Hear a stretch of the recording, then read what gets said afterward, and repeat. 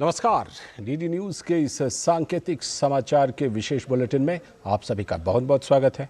मैं हूं लालचंद्र सिंह और हमारे साथ मौजूद हैं हमारी सहयोगी मनीषा शर्मा। तो सबसे पहले शुरुआत कर लेते हैं हेडलाइंस के साथ।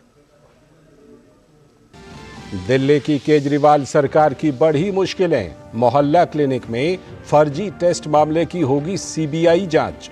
भाजपा ने केजरीवाल सरकार को बताया फर्जीवाल सरकार।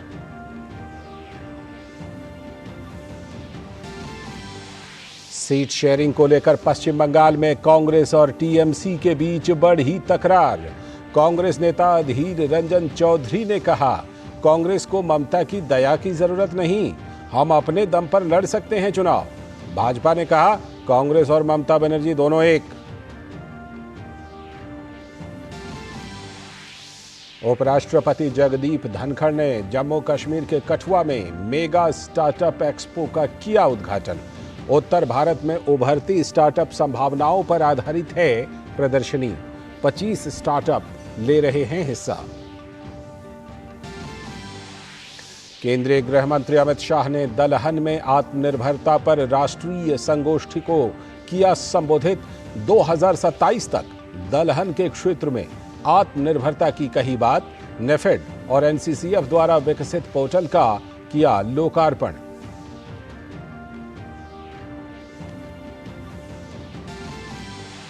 अंतर्राष्ट्रीय जगत की खबर में ईरान में हुए बम धमाकों में मारे गए लोगों पर भारत सरकार ने दुख किया व्यक्त। विदेश मंत्रालय ने कहा, ईरान में हुए बम धमाकों की भारत कड़ी निंदा करता है। दुख की इस घड़ी में हम ईरान के लोगों और उनकी सरकार के साथ खड़े हैं।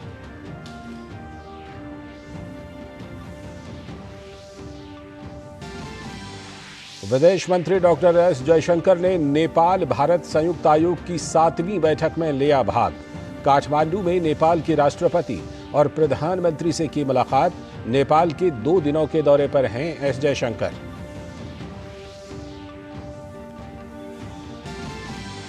और खेल के मैदान से केपटाउन में खेले गए दूसरे टेस्ट मैच में भारत ने दक्षिण अफ्रीका को 7 विकेट से दी मात। सीरीज को कराई 1-1 से ड्रॉ। ये थी इस समय तक की हेडलाइंस। अब देखते हैं खबरों को विस्तार से। और सबसे पहले और सबसे बड़ी खबर राजधानी दिल्ली से। मुख्यमंत्री अरविंद केजरीवाल कई मुश्किलों में घिरते हुए नजर आ रहे हैं। दिल्ली सरकार के अस्पतालों में नकली दवा घोटाले के बाद अब आम आदमी मोहल्ला क्लिनिक में भी नकली पैथोलॉजी और रेडियोलॉजी टेस्ट करवाने का मामला सामने आया है। इस मामले को लेकर दिल्ली के उपराज्यपाल वीके सक्सेना ने सीबीआई जांच की सिफारिश की है। इससे पहले एलजी ने दिल्ली सरकार के अस्पतालों और मोहल्ला क्लिनिकों में कुछ जीवन रक्षक दवाओं सहित गैर मानक दवाओं की खरीद और आपूर्ति की सीबीआई जांच की सिफारिश की थी। दिल्ली विभाग के स्वास्थ्य विभाग के तहत केंद्रीय खरीद एजेंसी से सरकारी अस्पतालों में इस तरह की नकली दवाइयों की आपूर्ति की गई थी। मोहल्ला क्लिनिक में फर्जी टेस्ट मामले पर भाजपा आम आदमी पार्टी पर हमलावर हो गई है। भाजपा के प्रवक्ता सुधांशु त्रिवेदी ने प्रेस वार्ता करके कहा, आम आदमी पार्टी के प्रमुख अरविंद केजरीवाल जांच की आंच से घबरा रहे हैं। दिल्ली के मुख्यमंत्री अरविंद केजरीवाल जी, जिन्हें दिल्ली की सर्दी में जांच की आंच से पसीने आते हुए दिखाई पड़ रहे हैं, अब परिस्थिति में एक नया आयाम जुड़ रहा है। अब तो जांच भी आंच के घेरे में आ रही है। अर्थात ये जो तथाकथित मोहल्ला क्लिनिक थी, इसके अंदर इन्होंने जांच की व्यवस्था की थी, यानी पैथोलॉजिकल टेस्टिंग की। अब जो विजिलेंस की रिपोर्ट्स आई हैं और जो विभागीय फाइंडिंग्स हैं, उसके आधार के ऊपर वो जांचें भी अब पूरी तरीके से आंच के घेरे में आ गई हैं। साथ ही भाजपा के प्रवक्ता ने कहा कि मोहल्ला क्लिनिक में घोटाला हुआ है, वहां फर्जी टेस्ट हुए हैं। एक दिन में 500 मरीज देखे गए। एक दिन में 500 पेशेंट देखे गए हैं। अधिकतम संख्या 533 है, जबकि जो औपचारिक समय है मोहल्ला क्लिनिक का वो सुबह 9 बजे से 1 बजे तक है। अब आप इमेजिन करिए कि 9 बजे से 1 बजे तक 4 घंटे में कितने मिनट हुए? 240। और अगर 240 मिनट में किसी ने 533 पेशेंट देख लिए, इसका मतलब आधे मिनट में एक पेशेंट देख लिया, जिसमें एक पेशेंट का आना जाना, डॉक्टर का उसकी बात सुनना, असेसमेंट करना, जांच का पर्चा लिखना, इतने सेकंड्स में तो व्यक्ति उस धक्का मुक्की में दर्शन भी नहीं कर पाता है जितने में आपके डॉक्टर ने उसके दर्शन करके रोग को समझकर रोग का निदान समाधान सब लिख दिया। यह है ईमानदारी का नया किरदार। और भाजपा ने कहा कि बवाली अब सवाली हो गए हैं। उन्होंने कहा, ये तो उल्टा चोर कोतवाल को डांटे ये वाली बात हो गई। जहां तक तकनीकी की बात है तो केजरीवाल न्यायालय क्यों नहीं गए? जहां तक टेक्निकलिटी की बात है तो अगर उनको लगता है कि कोई टेक्निकल इशू है तो वो न्यायालय से जाकर समाधान प्राप्त कर सकते थे, मगर यहां टेक्निकल नहीं, मॉरल इशू है। यहां न्यायिक विषय नहीं है, यहां नैतिक विषय है। और केजरीवाल जी का वहां जाने से बचना यह स्वतः प्रमाणित करता है कि उनको यह पता है कि वो इस जांच की आंच से बच नहीं सकते। और वहीं केंद्रीय मंत्री अनुराग सिंह ठाकुर ने केजरीवाल सरकार को फर्जीवाल सरकार बताया।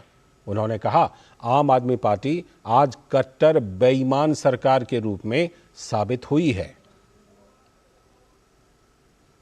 राजनीति में आने से पहले श्रीमान अरविंद केजरीवाल जी ईमानदारी की बड़ी बड़ी बातें करते थे। आज कट्टर बेईमान के रूप में अरविंद केजरीवाल और उनकी सरकार साबित हुई है। एक के बाद दूसरा घोटाला आया है। जितनों को उन्होंने ईमानदारी का सर्टिफिकेट दिया, कोर्ट ने उनमें से किसी को भी जमानत नहीं दी। उप मुख्यमंत्री हो, मंत्री हो, सांसद हो, आज आम आदमी पार्टी के नेता जेलों में पड़े हैं। वहीं दिल्ली के उपराज्यपाल वीके सक्सेना ने 223 करोड़ रुपए की धोखाधड़ी के मामले में 2 अधिकारियों के खिलाफ सीबीआई जांच को मंजूरी दे दी है। सीबीआई ने साल 2022 में तत्कालीन वन विभाग के अधिकारियों के खिलाफ विभाग के बैंक खाते से फर्जी खाते में 223 करोड़ रुपए स्थानांतरित करने का मामला दर्ज किया था। अब दिल्ली के उपराज्यपाल ने इस मामले में दिल्ली सरकार के वन और वन्य जीव विभाग के 2 अधिकारियों के खिलाफ सीबीआई जांच की अनुमति दे दी है। प्रवर्तन निदेशालय ने अवैध खनन से जुड़े मनी लॉन्ड्रिंग मामले में हरियाणा कांग्रेस के विधायक सुरेंद्र पवार के ठिकानों पर छापेमारी की है। मामले में पूर्व इंडियन नेशनल लोकदल विधायक दिलबाग सिंह और कुछ अन्य के ठिकानों पर भी छापेमारी की गई है। जानकारी के अनुसार धन शोधन निवारण अधिनियम के प्रावधानों के तहत यमुनानगर, सोनीपत, मोहाली, फरीदाबाद, चंडीगढ़ और करनाल में ये छापेमारी चल रही है। और अवैध खनन मामले में प्रवर्तन निदेशालय की टीम ने फरीदाबाद के कांग्रेस जिला अध्यक्ष रहे स्वर्गीय BR ओझा के छोटे भाई सुशील कुमार ओझा के निवास पर भी सुबह छापेमारी की। बताया जा रहा है कि सेठी माइंस कंपनी के साथ सुशील कुमार ओझा माइनिंग का काम करते हैं। जानकारी के अनुसार खनन से संबंधित कागजातों को प्रवर्तन निदेशालय की टीम द्वारा खंगाला जा रहा है। आपको बता दें कि फरीदाबाद समेत हरियाणा के कई जिलों में प्रवर्तन निदेशालय की टीम दोबारा छापेमारी की कार्रवाई कर रही है। और अब बात इंडी गठबंधन की। सीट शेयरिंग को लेकर कांग्रेस और टीएमसी के बीच रार लगातार बढ़ती जा रही है। जहां ममता बनर्जी सीट शेयरिंग के मामले में टस से मस होने के लिए तैयार नहीं है, वहीं कांग्रेस नेता अधीर रंजन चौधरी ने ममता बनर्जी पर तंज कसते हुए कहा कि कांग्रेस को उनकी दया की जरूरत नहीं है, और कांग्रेस अपने दम पर कुछ भी कर सकती है। उनसे कौन भीख मांगने गया पता नहीं, हम लोग तो भीख मांगने नहीं गए। ये ममता बनर्जी खुद कह रहे हैं कि हम गठबंधन करके चुनाव लड़ेंगे। ये दोनों सीट हमारे पास है, उनकी दया की कोई जरूरत नहीं है हमें। आप अपने दम पर लड़ सकते, चल सकते, कुछ भी कर सकते। ये वो नहीं चाहते कि गठबंधन हो, इसमें वार्ता सीधा है कि वो नहीं चाहते गठबंधन हो। अगर गठबंधन नहीं होते हैं तो सबसे ज्यादा खुशी कौन होगी आज हिंदुस्तान में?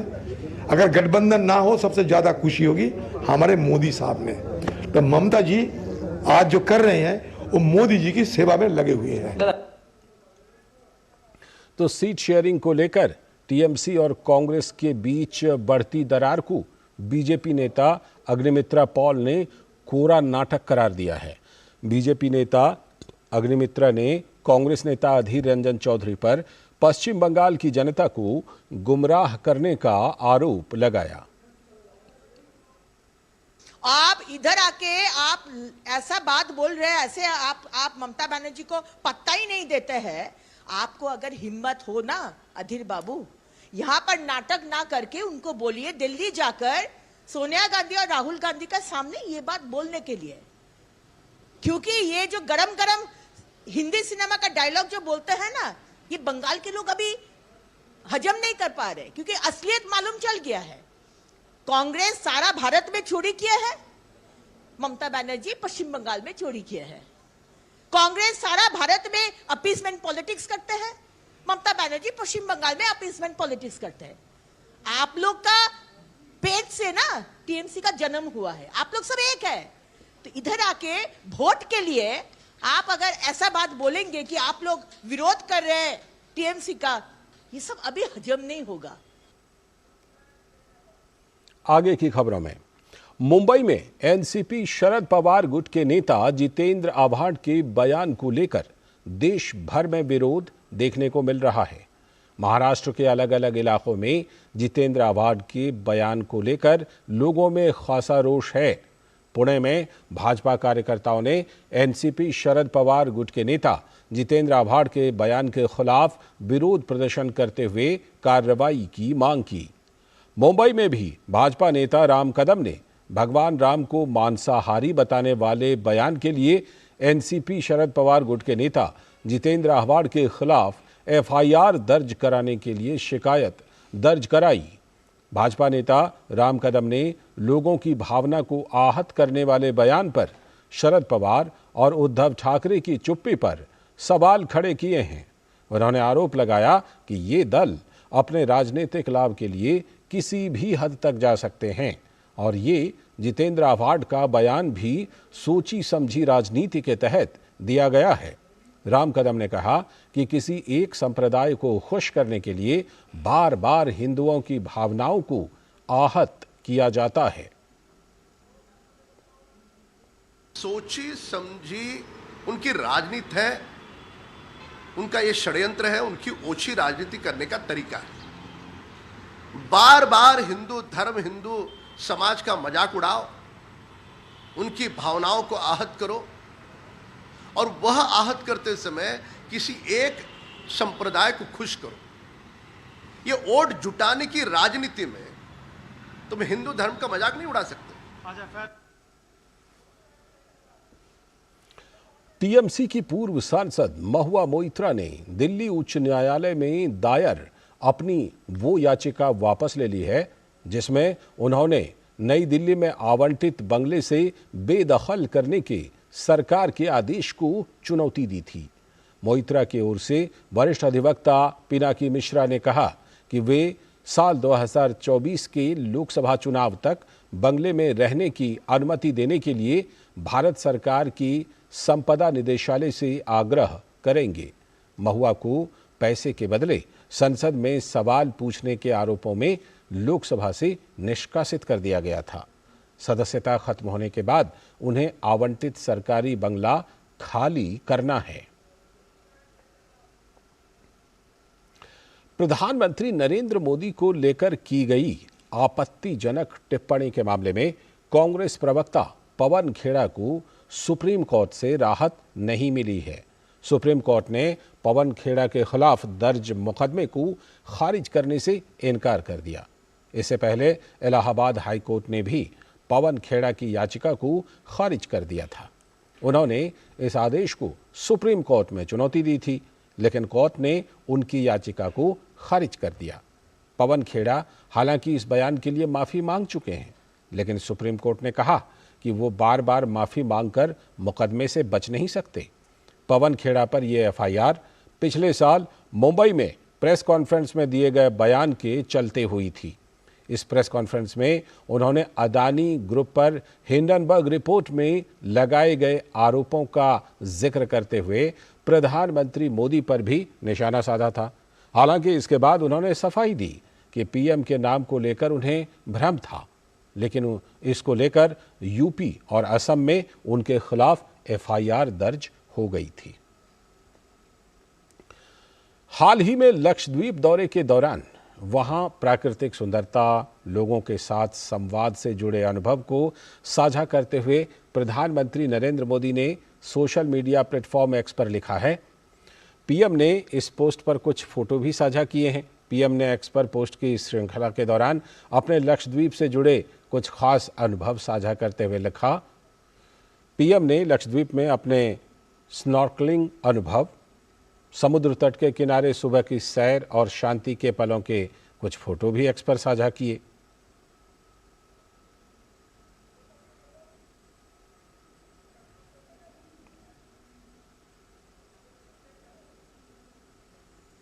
अगली खबर, केंद्रीय गृह मंत्री अमित शाह ने विज्ञान भवन में आयोजित सहकार से समृद्धि कार्यक्रम में हिस्सा लिया। इस दौरान गृह मंत्री अमित शाह ने कहा कि आज की ये शुरुआत आने वाले दिनों में कृषि क्षेत्र में हमारी आत्मनिर्भरता को बढ़ाने का काम करेगी।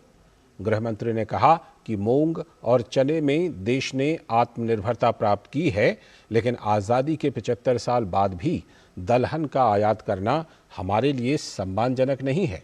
इसलिए प्रधानमंत्री मोदी ने कृषि के क्षेत्र में दलहन का उत्पादन करने वाले किसानों पर एक महत्वपूर्ण जिम्मा डालते हुए साल 2027 तक दलहन के क्षेत्र में भारत को आत्मनिर्भर बनाने का लक्ष्य रखा है।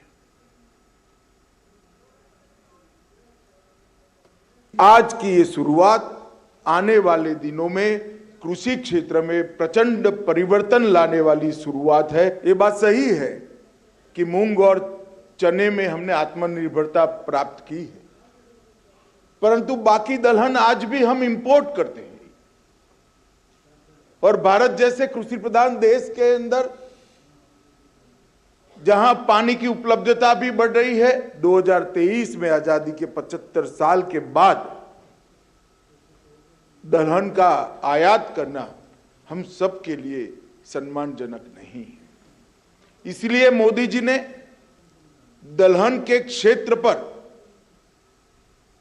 एक बड़ा दलहन उत्पादन करने वाले किसानों पर एक बड़ा जिम्मा डाला है कि 2027 तक दलहन के क्षेत्र में भारत आत्मनिर्भर हो। और गृह मंत्री ने खेती से पहले ही नेफेड और एनसीसीएफ में पंजीकरण करवाने वाले किसानों को उनकी दलहन को 100% एमएसपी पर खरीद का आश्वासन भी दिया। हमने निश्चित कर लिया है कि जो किसान उत्पादन करने से पहले ही नाफेड और एनसीसीएफ से अपना रजिस्ट्रेशन कराएगा, कम से कम मिनिमम सपोर्ट प्राइस से उसकी दलहन को 100% खरीद कर लिया जाएगा। अब आपको इसकी चिंता करने की जरूरत है। आज की एक और बड़ी खबर, दिल्ली पुलिस की स्पेशल सेल ने आज हिजबुल मुजाहिदीन के आतंकी जावेद मट्टू को गिरफ्तार कर लिया है। वो जम्मू कश्मीर की कई आतंकी घटनाओं में शामिल था। आतंकी जावेद मट्टू पर 10 लाख से भी अधिक का इनाम भी था। In a major breakthrough, special cell of Delhi police और सेंट्रल एजेंसीज की कोऑर्डिनेशन के साथ जावेद मट्टू जो कि A++ कैटेगरी का डेजिग्नेटेड टेररिस्ट है, सोपोर का रहने वाला है और जिस पे 10 लाख प्लस इनाम है, उसको आज फोरनून में अरेस्ट किया गया। ये काफ़ी लंबे अरसे से स्पेशल सेल और सेंट्रल एजेंसीज की आपस की कोऑर्डिनेशन इसमें लगातार चल रही थी, जिसके फलस्वरूप आज ये एक मेजर जो कैच है, मेजर ब्रेक थ्रू है, उसको अंजाम दिया गया। और गिरफ्तार किए गए जावेद मट्टू के पास से पिस्टल, मैगजीन और चोरी की हुई गाड़ी भी बरामद हुई है। जावेद मट्टू सोपोर का रहने वाला है। पकड़ने पे उसके पोजेशन से एक pistol along with extra magazine और एक चोरी की हुई गाड़ी मिली है। 5 ग्रेनेड अटैक्स J&K में ये शामिल रहा है। 5 पुलिस वालों को अलग अलग घटनाओं में मारने में ये शामिल रहा है और डजन्स ऑफ जो पुलिस पर्सनल हैं उनको इंजरीज आई हैं इन तमाम इंसिडेंट्स में। इसके जो साथी हैं और इसकी जो अपनी प्रोफाइल है वो इस तरह से है। ये 7 हिजबुल मुजाहिदीन के ड्रेडेड जो टेररिस्ट थे, ये उनका एक पूरा मॉड्यूल था जिसका ये मेजर सरगना था। और अभी तक की जो इनपुट्स हैं, he is one of the last surviving A++ designated terrorist जो कि J&K को बिलोंग करते थे। अगली खबर, 8 भारतीय नागरिकों की मौत की सजा को कम करने के कतर अदालत के फैसले पर विदेश मंत्रालय ने कहा कि कानूनी टीम के पास कोर्ट का आदेश है जो गोपनीय है। कतर की सर्वोच्च अदालत में अपील करने के लिए 60 दिन हैं। उन्होंने कहा कि हम परिवार के सदस्यों और कानूनी टीम के लगातार संपर्क में हैं। 28 दिसंबर को वहाँ के जो कोर्ट ऑफ अपील है उन्होंने एक जजमेंट दिया। उसके तत्पश्चात हम लोगों ने एक प्रेस रिलीज़ निकाली जिसमें हम लोगों ने बताया था आपको कि उनका जो डेथ सेंटेंस है, मृत्युदंड है, उसको घटा के प्रेजेंट सेंटेंसेस कर दिया गया है।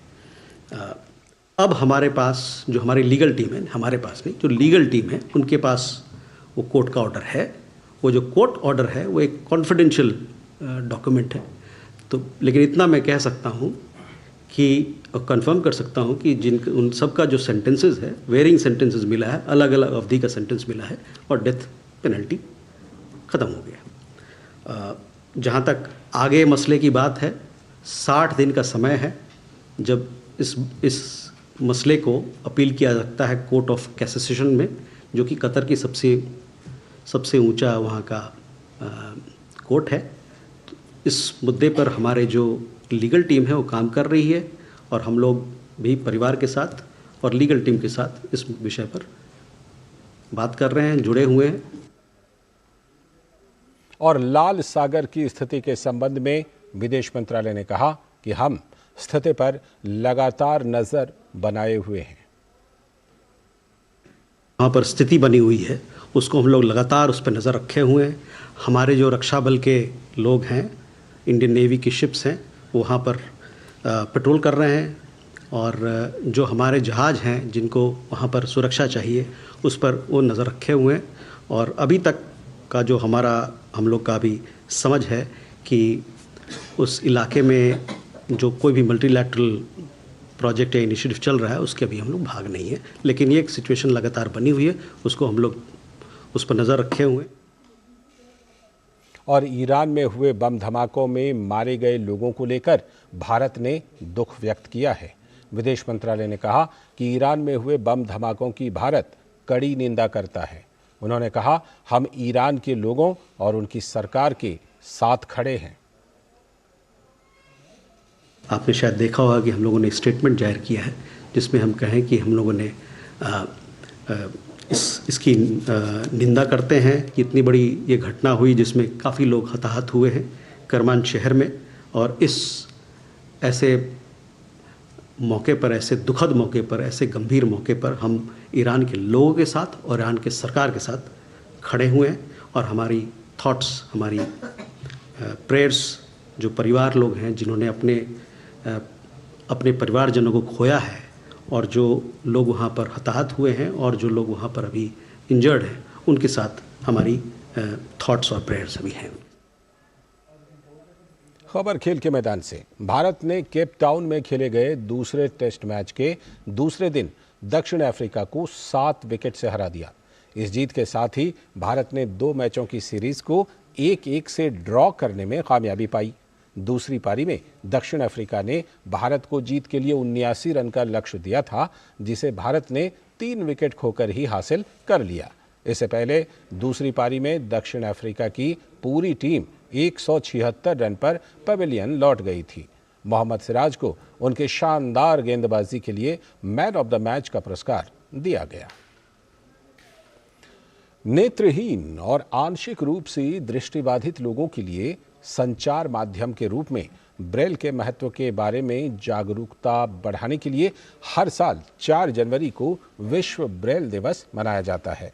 4 जनवरी ब्रेल लिपि के आविष्कारक लुई ब्रेल का जन्मदिन है और इसी क्रम में आज दिल्ली में नेशनल फेडरेशन ऑफ ब्लाइंड की तरफ से एक कार्यक्रम का आयोजन किया गया। कार्यक्रम में दृष्टिबाधित लोगों के अधिकारों के बारे में चर्चा की गई। साथ ही विभिन्न प्रतियोगिताओं में उत्कृष्ट प्रदर्शन करने वालों को सम्मानित भी किया गया।